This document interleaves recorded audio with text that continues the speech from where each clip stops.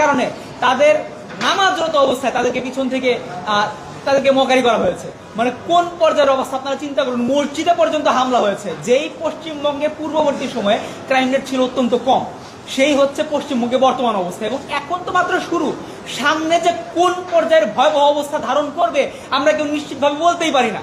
এই হচ্ছে অবস্থা। এবং এতক্ষণ যা বললাম এটা তো শুধু ছিল পশ্চিমবঙ্গ নামক একটা প্রদেশের কথা। আপনারা চিন্তা করুন যে এটা তো কম মানে খারাপ অবস্থা বা নতুন নতুন শুরু হয়েছে। এন্টায়ার ভারতবর্ষের অবস্থা চিন্তা করেন বা এন্টায়ার ভারত রাষ্ট্রের কথা চিন্তা করেন, ইন্ডিয়া রাষ্ট্রের কথা চিন্তা করেন। সেখানে আপনারা ইতিমধ্যেই জানেন যে সেখানে আমরা দেখতে পেয়েছি কিছুদিন আগেও মুসলমান নারী সে পর্দা করে, সে মুখে নিকাব নিয়েছে, জয় শ্রীরাম স্লোগান দিয়ে তার মুখে নিকাব খুলে ফেলা হয়েছে ভাই। এবং তার পরবর্তী সময় আমরা দেখতে পেয়েছি যে সেখানে মসজিদের সামনে, এখনো ভিডিও পাবেন, মসজিদে নামাজ হচ্ছে, সেই মসজিদের সামনে বিশাল বড় গ্যাং নিয়ে সেইখানে ডিজে পার্টি করা হচ্ছে ভাই। সেইখানে মেয়েদেরকে নিয়ে ছেলেদেরকে নিয়ে সেখানে নাচানাচি করা হচ্ছে। এই হচ্ছে অবস্থা ভারত নামক রাষ্ট্রের। আপনারা চিন্তা করুন সেখানে এমন অবস্থা যে জুমার নামাজ পড়া অবস্থা আমরা দেখতে পেয়েছি যে জুমার নামাজ পড়ছে একজন মুসল্লি, সে নামাজ পড়ছে, তাকে পুলিশ গিয়ে পিছন থেকে পিটিয়ে বের করে দিচ্ছে ভাই, গণহারে পিটানো হচ্ছে তাদেরকে। এই হচ্ছে অবস্থা একটা রাষ্ট্রের, মানে একটা ধর্মীয় সংখ্যালঘু তাদের এই অবস্থা। এবং এটার মধ্যে সীমাবদ্ধ না, আমরা পূর্ববর্তী সময় দেখতে পেয়েছি যে 500 বছরের থেকেও বেশি ঐতিহাসিক একটা মসজিদ ছিল বাবরি মসজিদ, সেটাকে ধ্বংস করা হয়েছে।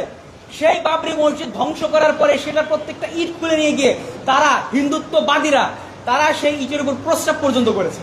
আপনারা চিন্তা করুন একটা জাতির উপরে বা একটা ধর্মের উপরে ঠিক কি পরিমাণ বিদ্বেষ তারা লালন পালন করে। সেখানে তারা রাম মন্দির নির্মাণ করেছে। এবং তার থেকেও বড় কথা, এখনো বিভিন্ন মসজিদ সেগুলোকে টার্গেট করা হচ্ছে। তারা বলছে যে এইখানে একটা মন্দির হয়তো ছিল, এরকম ধারণা করে যারা এখনো তাদের টার্গেট হচ্ছে মসজিদগুলোকে ধ্বংস করা। আপনারা জানেন যে ইতোমধ্যে তারা ওয়াকফ বিল বাতিল করেছে, মুসলমানদের যে একটা ওয়াকফ বিল ছিল সেটা বাতিল করে দিয়েছে।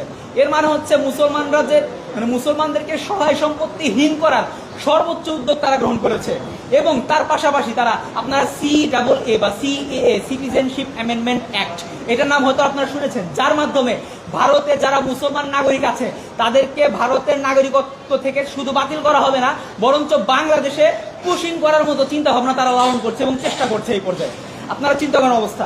পাশাপাশি যদি বলি, আসলে এইগুলো বলতে গেলে আসলে এমন একটা অবস্থা যে শেষ হচ্ছে না। যারা এই কাজগুলো করছে, যারা ভারতে এই কাজগুলো করছে এবং যারা এনজয় করছে, তাদেরকে একটাবার একটু স্মরণ করিয়ে দিতে চাই যে আপনারা যারা বাংলাদেশকে নিয়ে কথা বলেন না, বিভিন্ন সময় যে নাটক করেন যে বাংলাদেশে নাকি সংখ্যালঘু বা হিন্দুরা নির্যাতিত, একটাবার বাংলাদেশের দিকে তাকান।